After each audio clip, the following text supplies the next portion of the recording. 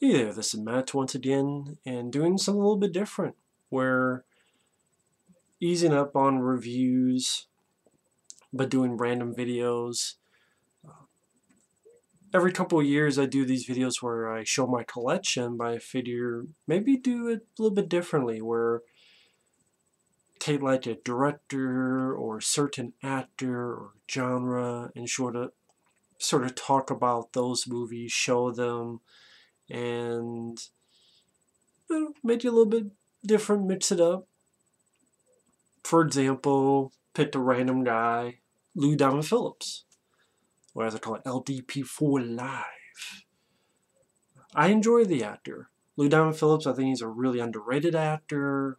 He didn't really get to the A-level stardom, but been in a lot of really good movies. He became popular first from the film La Bamba. La La Bamba. And that's a film I haven't seen in a long, long time. But to get into it, so this doesn't become a 40-minute video, gotta start off with my favorite film of his, The First Power from 1990. I've reviewed this film a couple times. I'm sure I'll review it a couple more times. Written and directed by a guy named Robert Resnikoff, which he didn't really go on to do much because the film didn't do anything, but it became very popular on video. Love this movie. I think Lou Diamond Phillips does great as his cop, going up against this killer who just electrocuted in the electric chair, but comes back and can do all sorts of supernatural things. Sort of the precursor to Fallen with Denzel Washington, but I think this film is a lot better than Fallen. I love the music by Stuart Copeland. I think Lou Diamond Phillips, like I said, he does a wonderful job. Also Jeff Kober as the villain. You have some really good set pieces, like when the guy jumps off the building and almost in one shot you see him go all the way down to the ground and then keep on running. A bit where the killer takes his ceiling fan and turns it on like a chainsaw and goes after Lou Diamond Phillips and Tracy Griffith, who is the female lead. A set piece where the two of them are going down these narrow tunnels with water in them, almost like the Goonies. Some really good set pieces. Very underrated movie, but it's a personal favorite of mine. I reviewed this a couple times, and then I also got the Blu-ray of it, which is a pretty good Blu-ray from Tino Lorber, and has a nice interview with Lou Diamond Phillips and another interview with the villain Jeff Kober. The only issue I have with the Blu-ray is that they did a little bit too good of a job with the picture quality, because that scene I'm talking about where the killer jumps off the building, goes all the way down, keeps running. The HD is cleaned up so much you can see the wire on the guy. You cannot. I could not see the wire on the DVD, but I can see the wire on the Blu-ray. So, that's too bad. That it's like, hey, can you maybe fix that a bit before you release this? But yeah, if you watch it on Blu-ray, you'll see the wire on that scene. If you watch the DVD, you won't. So that's why I do keep the DVD. So that sucks, but what can you do? But yeah, favorite of mine, First Power. The glare. And that's the DVD. And just in case you're interested, that's what the inside looks like. Definitely my favorite Lou Diamond Phillips film. Next up, gotta go with Young Guns, which maybe I'll pick this up someday on Blu-ray to see what the picture quality is like. I like the way they did the cover, where the title looks like it's branded in, and then you can feel like bullet holes here. Great movie, my favorite Western. It was the Western I watched the most growing up. Emilio Estevez, Charlie Sheen, Kiefer Sutherland, Casey Siemaszko from 3 O'Clock High, and Dermot Mulroney. Wonderful cast. You also have Jack Palance. You have the stepfather himself, Terry O'Quinn, Terrence Stamp, he's in this. And even this is nice. Like, it opens up like this. This is from old Artisan DVD. 6 Reasons Why the West Was Wild. When the spirit world asshole, they can't see us. The one good feature on this is a commentary with Casey Shamasco, Dermot Mulroney, and Lou Diamond Phillips, all three of them in the same room. Very fun commentary. Wish there were more features like documentaries, making-ofs, except one on Billy the Kid himself, which I don't care about. But yeah, it deserves more features, but the commentary is pretty fun.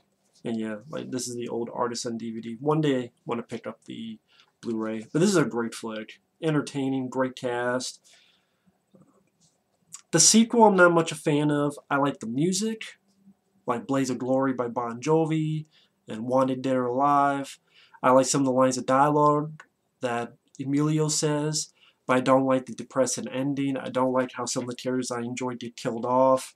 And also it doesn't make sense when you watch this, because at the end of this film, Kiefer Sutherland is narrating the death of Billy the Kid. So what, did his ghost narrate it? And then also, he mentions how someone went to the grave and they took a knife and they put the word pals. And even Lou Diamond Phillips said, yeah, that was probably his character. So did his ghost do that? Because those two characters are dead by the time you even get to that part in Young Guns 2. So it's like they didn't even watch the first movie, so I didn't. I liked some of the dialogue, I liked the music, but other than that, I do not like Young Guns 2. That's why I don't own the film. But I do love this movie. I think it's a great flick.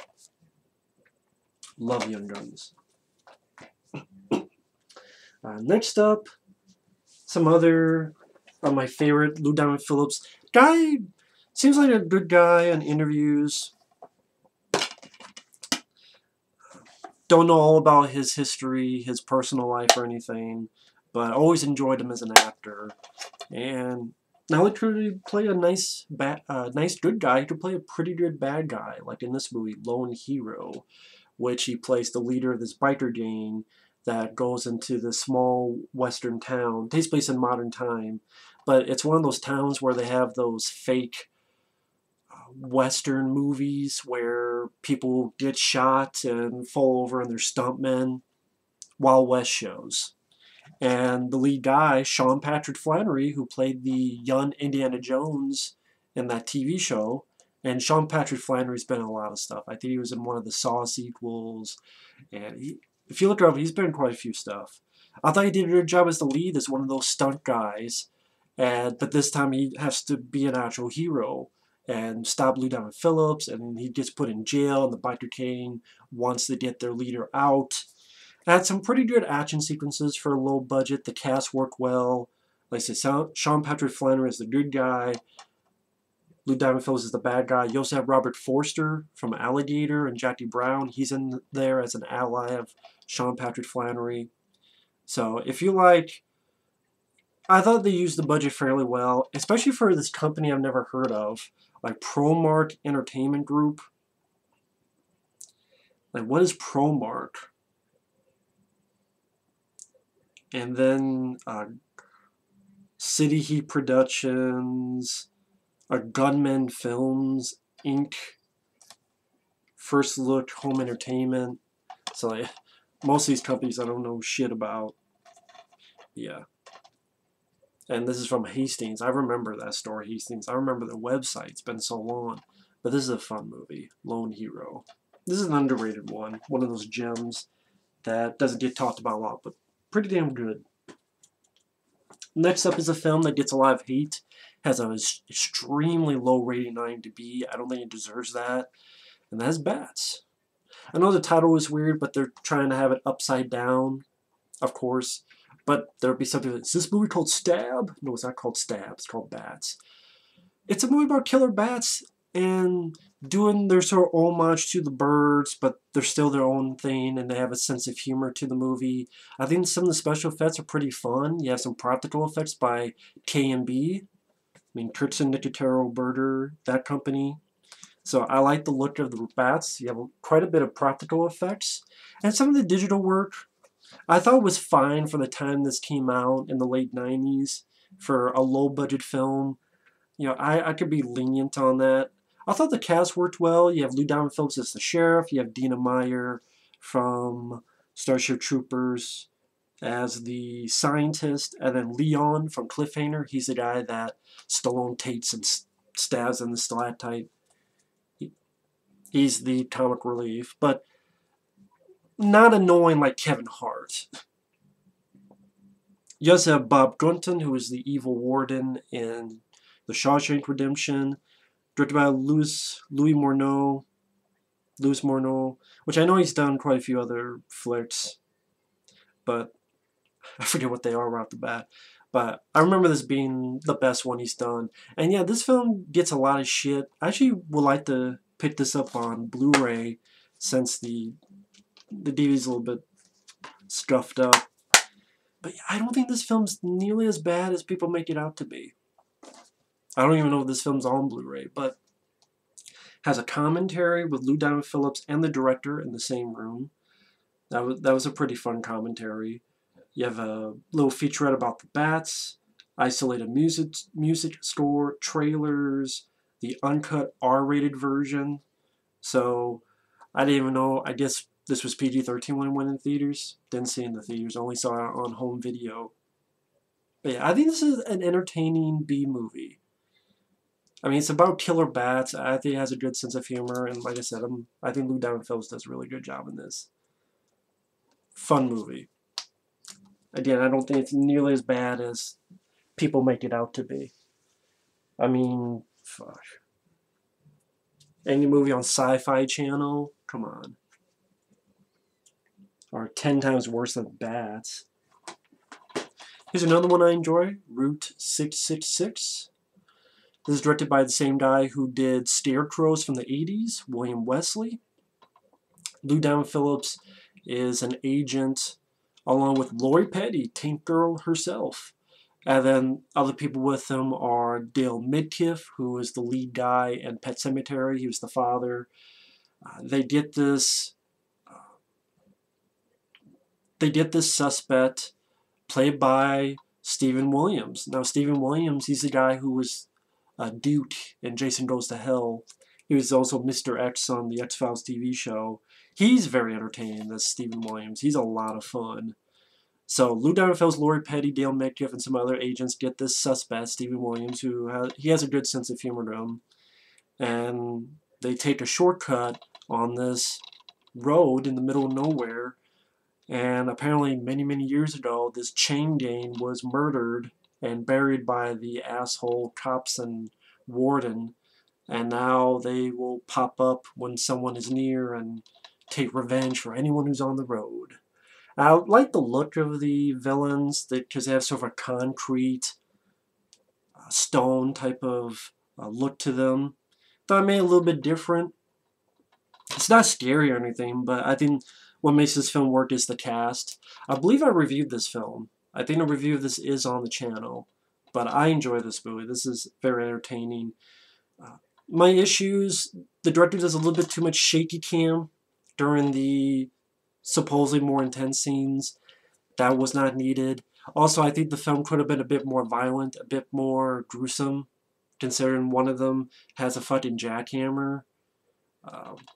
Yeah, it could have been a lot more violent and gruesome, and it didn't need the shaky cam aspects. But other than that, I like the idea of the villains, and I like the cast. I think LDP does a good job. And I like Lori Petty. A lot of people don't. I like Lori Petty. And Stephen Williams is a lot of fun. This is as a production commentary. I don't ever remember... I don't think that's true. I remember popping this in and not finding... Maybe I'm wrong, but... Maybe I'm wrong about that. But I don't remember having a commentary on this. Let's see. What else? Oh, he doesn't star in this, but he's in the film The Big Hit. This is one of the few Mark Wahlberg films I can enjoy. I can enjoy The Italian Job. I can enjoy The Other Guys. Fear, I haven't seen in forever, so... But he did films like Contraband and Daddy's Home, and when he's in those Transformer movies, and The Happening, and The Planet of the Apes with Tim Burton, and they're all just like, fuck, man, just shit.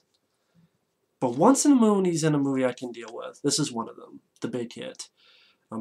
Group of hitmen, they're assassins. They kidnap this guy They kidnap this woman. They find out the woman is their boss's goddaughter, so they're all up shit creek. Lou Diamond Phillips is with the group. Then he sort of becomes a turncoat bad guy. You also have Bokeem Woodbine, Antonio Sabato Jr. there, Christina Applegate from Married with Children, as well as Don't Tell Mom the Babysitter's Dead. She's in the film. This movie has some really entertaining action sequences. Also has a fun sense of humor. Elliot Gould is also in the movie. Sab Shimono. One of the executive producers is John Woo.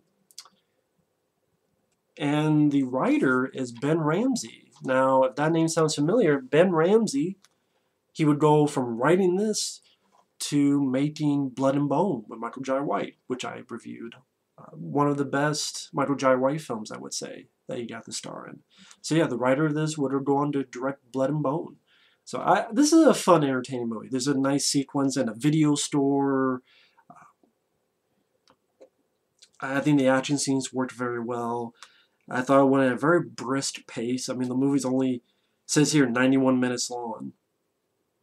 And weirdly enough, one of the producers is also Wesley Snipes. Yeah. Warren Zide and Wesley Snipes is one of the producers. Don't know why he didn't star in it. That would have been interesting. Wesley Snipes is the star instead of Mark Wahlberg. But Mark Wahlberg wasn't the worst in this movie, I must admit. Yeah. Very entertaining movie, The Big Hit. Must admit. A lot of these I haven't seen in forever, so I'm not going to remember too much about them. So I'll go through them pretty quickly. I know he's been in other stuff. Courage Under Fire, which I thought I had, but I couldn't find it. He's in it for a little bit in there, but that's a good drama with Denzel Washington and Meg Ryan. Courage Under Fire is a pretty good flick. And I'll just go random. I reviewed this one a while ago, but Supernova, which Lou Diamond Phillips has a supporting role in. The Blu-ray should have been a lot... There's a lot more information you can get out of Supernova than what they did here. I mean, I think this is one of those times Scream Factory dropped the ball. It's nice you did a couple interviews with Lou Diamond Phillips and Robert Forster and such, Jack Shoulder. That was nice, but this needed a lot more features, a lot more in-depth interviews. So, and the movie itself, James Spader is really good. I just wish the movie was as good as he is. Like, if the movie was Event Horizon good. Like, Event Horizon is a great version of this movie. Like, this is sort of the poor man's Event Horizon. I know the exact... Believe me, the history I could go on for 20 minutes alone. But there's a lot of... You do find a lot of the info online. They pretty much try to make sort of a... This almost seems like a crowd-friendly version of Event Horizon. Again, I know the plot's not the same, but that's the only best way I could describe it. I don't 100% hate the movie, but there's a lot of problems with it. But stuff like James Spader is really good. And James Spader is why I don't outright hate this movie completely. So, James Spader was the man in this. James Spader was pretty damn awesome in that. You have Striking Range, Lou Diamond Phillips, you have Yancey Butler from Hard Target and Drop Zone. Drop Zone I haven't seen in forever. Sadly, this also has Jeff Speakman in one of his last movie roles, the Perfect Weapon himself. He's only in it for like 5 minutes, even though he's the villain, and then Lou Diamond Phillips doesn't even get to kill him. It just... They really waste Jeff Speakman in this. Hell, they barely even mention him on the front or back of the DVD, so that's how little they gave a shit about Jeff Speakman. And that's sad. Lou Diamond Phillips is Eugene Vasher. They're supposed to protect this guy who's he's a wealthy businessman whose life is in danger over a weapons deal gone wrong. Then they team up with Yancey Butler, who Lou Diamond Phillips has a history with. And then they're supposed to protect this guy. I remember this being a pretty mediocre movie at best. But I can't give more detail until I watch it again. Same with quite a few of these movies. Like Murder at the Presidio. You also have Eugene Clark, Leslie Easterbrook, Jason Priestley. This is sort of almost like a made-for-cable version.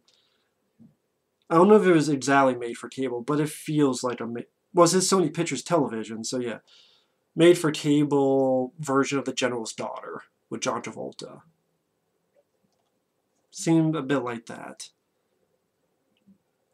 Because... And it's based on a true story. Bullshit. The only murder ever to take place... The only murder to ever take place at the Presidio, one of America's oldest and most honored military bases. Lou Diamond Phillips is looking into this victim and who did it and asking people questions, and just a very non-action... This is not an action film. This is trying to be a thriller, mystery thriller, and again, I remember this being... Lou Diamond Phillips, I remember being the only reason I kept watching this, but again, can't say much until I rewatch it. Yeah, Malevolent. Lou Diamond Phillips and Terry Wooer, who's been in Anaconda. She was in one of the Hellraiser sequels. I think Deader. Stephen Bauer from Scarface. John Terlesti directed this, who I think was an actor from Chopping Mall and Deathstalker 2, I believe. Oh, Terry Wooer, she was also in Eight-Legged Freaks. Pretty much about a cop who's been framed and he has to clear his name. And he teams up with this exotic dancer, played by her, and also stop the real killer while trying to prove his innocence. I've seen so many films, that's why I can't remember some of these movies, including this one, Malevolent.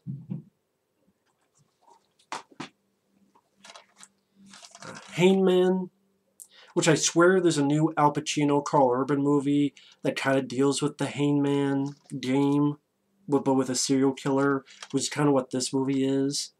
Again, this is one I have to give another watch to give more of my thorough thoughts on it. But Lou Diamond Phillips is a detective who joins forces with a sexy psychiatrist who can help him solve the case. The psychotic serial killer taunts police with a lethal game of Hangman, the stakes of human life, with each new videotape murder. See, I like that idea. So I want to give this film another watch. Hangman. Lou Diamond Phillips. Director I don't recognize, Ken Girardi. Don't recognize anyone else in the cast. I remember this being pretty lame. Absalom. Lou Diamond Phillips is the villain. Christopher Lambert is the hero. You also have Ron Perlman. Gee, I wonder if they were ever inspired by The Matrix. Not story-wise, but look-wise. Pretty much there's this virus that took over the future, and there might be a cure, but people don't want the cure corporation-wise because they'll lose the money, so they want to try to get the cure while Lou Diamond Phillips tries to stop Christopher Lambert and them. So, I mean, I watched this for like, oh, Christopher Lambert and Lou Diamond Phillips? Just remember this being a very forgettable, lame fuck of a movie. Absalom. Did Suck My Dawn. Someone sent me this a while ago, A Better Way to Die. I think I reviewed this. I don't even know if the review's still up, though. This is one of those things, like, Lou Diamond Phillips is in the film for a little bit. Same with Andre Braugher, Latasha Henstridge from Species. The thing is, though, the director is also the star, Scott Weiper. And that's one of the biggest problems with the movie, Scott Weiper. Which, the guy can wipe my ass. I think that's the biggest problem with this movie, is that Scott Weiper is the star as well as the director of the movie. Yeah, like, all these better actors, or actress, that could have been the lead, and you get this boring motherfucker as the lead. So, that didn't help. A better way to waste your time. Extreme Justice, directed by Mark Dale Lester, who directed Commando, Showdown Low Tokyo, among many other movies. This is one I have to rewatch, but it has Lou Diamond Phillips and Scott Glenn. You also have Yaphet from Alien, Andrew Divoff, the Wishmaster himself. And pretty much Lou Diamond Phillips joins this special unit, which they go a little bit further with taking care of criminals. Sort of an illegal death squad, so to speak. So it's definitely one that I want to give another watch. And it does have a couple of good reviews here from Jeffrey Lyons and from Los Angeles Magazine. So give this another watch sometime. Extreme Justice. Renegades. This is a film I remember being okay. I don't know what it was. I don't know if just the action scenes didn't do it for me as much as other films, or something about this did make me love the film. But I remember this being okay. Directed by Jack Shoulder, who directed The Hidden. And these two guys were in Young Guns. They teamed back together. One's a cop, the other is a Lakota tribesman who, during this robbery, this American Indian exhibit, the sacred lance, is stolen, and he wants to get that back for his people, while the cop wants to get the criminals, and they have to team up together. These two I remember being good in the movie. I don't know, just something about the movie didn't click with me 100%, but I remember not hating the film. I remember this being okay, but just okay. Disorganized Crime, which is a comedy. Pretty much, you have Lou Diamond Phillips, you have Fred Gwynne, who was in Pet Sematary, and he was... That's remember him the most, but I know he was in The Munsters as well. You also have, My Cousin Vinny. You also have Ruben Blades from Predator 2.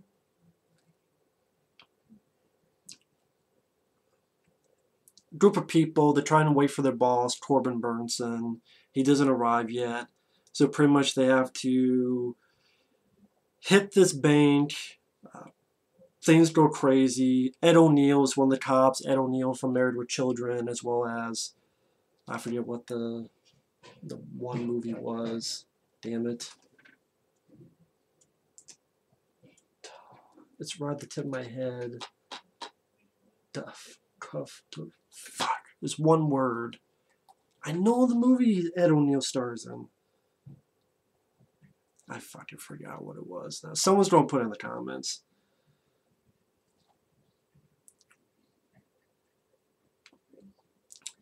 It is sort of a crime movie, but it's more of a comedy, silly comedy, and it was fun for some shits and giggles for the cast, how they worked well together.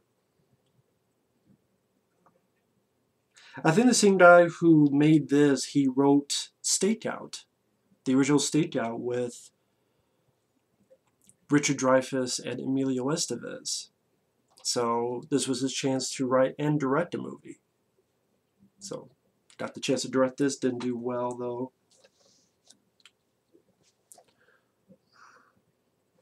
God, that's going to bud the fuck out of me now. Ed O'Neill film. Dutch. That's what it was. Dutch. That's what I was thinking of. Ed O'Neill's in. And then finally you have Red Water, which was, I think, another made-for-cable movie. I don't know what station this was on. It says Sony Pictures Television and New Line Television. Pretty good flick. I liked it. You also have Coolio as one of these thieves. Yeah, Coolio. I remember the shark sequences being pretty decent, the effects not being too bad for a made-for-cable movie. The fact is, because it was made for cable, they didn't have a big budget, so you don't have a lot of big set pieces for the shark. Also, it says R-rated, but I remember this not being kind of pretty tame for an R-rated movie. I mean, honestly, I just see this being a PG-13 film. I mean, Jaws is PG and it works well, but I think if this wasn't a made-for-cable and this had the budget of a theatrical movie and it really pushed the R rating, this would have been a better movie. But I like this movie still. I think it's a pretty decent flick compared to a lot of shark movies. Plus, I like Lou Diamond Phillips, like I've been mentioning. You also have Christy Swanson, the original Buffy the Vampire Slayer. And on top of that, I remember the death of the shark being pretty different. It's not just getting blown up. They do a little bit of different stuff. I won't give that away for people who want to give the film a watch. But I think it's a pretty decent flick. But again, just going to knowing there was a made-for-cable movie. Yeah, that's Red Water. I would say one of his better movies. I mean, my favorite's The First Power, but then I would say Young Guns is number 2. And I know Bats, Route 666, and The Big Hit would be in the top 5. But I also really enjoy Lone Hero, and I liked Red Water, so those would be up there. I know he's done other films, but I haven't seen, like Stand and Deliver, which I've heard of, but I haven't seen it. The Dark Wind, I haven't seen. Ambition, which I know my friend Mike, OCP, said a lot of good things about that one. I haven't seen Sioux City. Undertow I haven't seen. I think that's an Eric Red movie. Done a lot of TV work. He was on this TV show that did not last long called Wolf Lake. He was on a couple episodes of 24, which was interesting since he first starred in that. I forgot he was in Hollywood Homicide. Yeah, he has a very bit role, but I completely forgot about that. Oh yeah, the original TV pilot for Aquaman in 2006. He was in that, which I'm sure you can find on YouTube or somewhere. I didn't watch a lot of Stargate Universe, but I know he was on that show. Yeah, a lot of these movies I haven't seen, or TV work. He was on an episode of Criminal Minds. And the last movie he did was Cop and a Half 2 New Recruit. Yeah, a sequel to Cop and a Half. That's fucking sad. So, this guy didn't get the break that he should have, but I always have films like The First Power. So, LDP for life. Still went a bit longer than I wanted to, 30-some minutes, but oh well. I wanted to go at least a little bit in depth on each of these movies, as much as I could. But either way, if you're a fan of Lou Diamond Phillips, tell me some of your favorite LDP movies. And if there's ones that I barely remember or I didn't talk about, feel free to mention the movies you've seen down below in the comment section. See you guys later. Bye-bye.